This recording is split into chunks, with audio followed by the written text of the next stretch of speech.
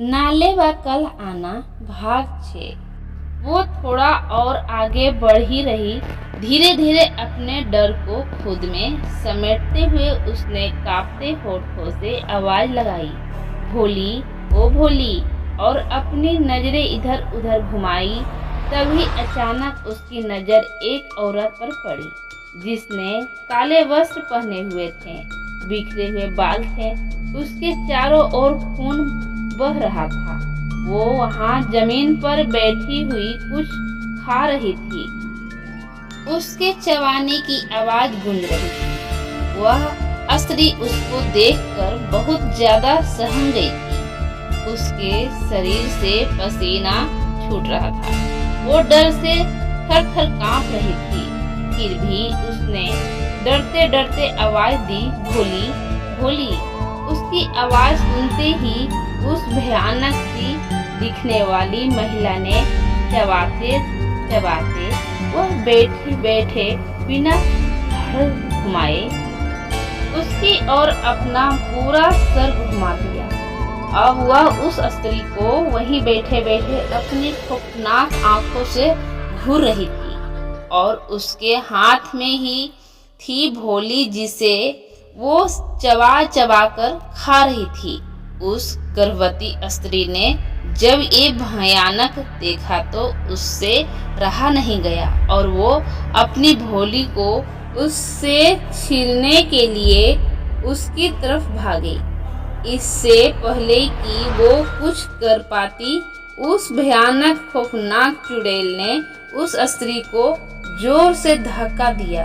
वो स्त्री दूर जाकर जोर से जमीन पर गिरी। उसके पेट में जो बच्चा था उसने तुरंत ही दम तोड़ दिया। जैसे ही उस स्त्री को इसका आभास हुआ, उसने भी तुरंत ही अपने प्राण त्याग दिए। और जब उस स्त्री के मृत्यु शरीर में उस चुड़ैल ने प्रवेश कर लिया, अब वो चुड़ैल शक्तिशाली हो चुकी थी, क्योंकि अब कब्रिस्तान के बाहर जा सकती थी, गांव में भी प्रवेश कर सकती थी, क्योंकि उसे अब पूरा शरीर मिल चुका था। चलने फिरने के लिए धीरे धीरे उस चुड़ैल का आतंक बढ़ गया।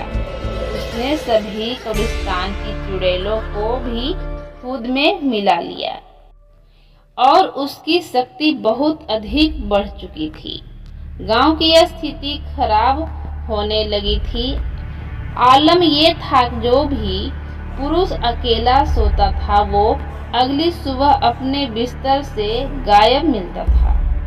कुछ घटनाएं तो ऐसी हुई कि चुड़ैल रात में जाती आवाज लगाती, जो भी पुरुष दरवाजा खोलता उसको साथ लेकर हवा बना गायब हो जाती।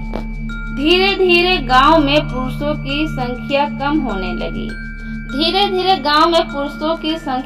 होने लगी। फिर लोगों ने इसका उपाय ढूंढने की कोशिश की और इसका उनको वही एक उपाय सूझा जो उन्होंने कब्रिस्तान के लिए सोचा था। और वह उपाय था कि सबने अपने दरवाजों पर लाल स्याही से लिख दिया था, नालेबा अर्थात कल आना।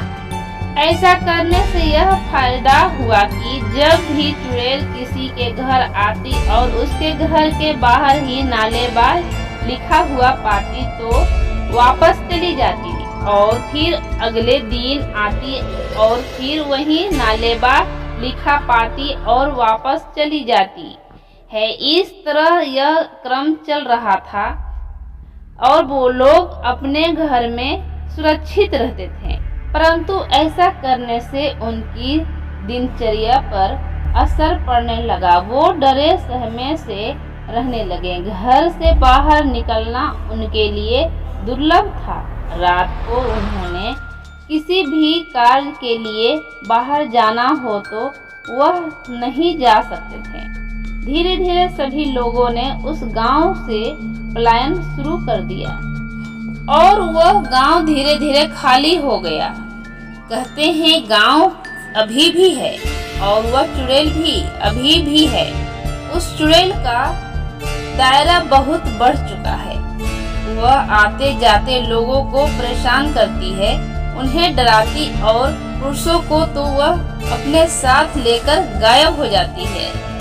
अब वह चुड़ैल सिर्फ कुछ कब्रिस्तान या गांव तक सीमित नहीं है, बल्कि उस गांव से लगी हुई संख्या सड़क पर वह सुनसान रातों में भटकती रहती है और अपने शिकार की तलाश में लोगों को उस कब्रिस्तान तक लेकर जाती है।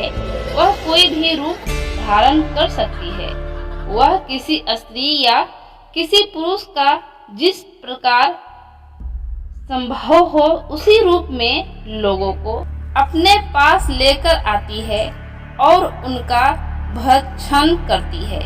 ऐसा करने से उनकी शक्ति और ज्यादा बढ़ जाती है और वह सिर्फ जानवर भेड़ बकरियां नहीं खाती, बल्कि वह इंसानों को खाती है।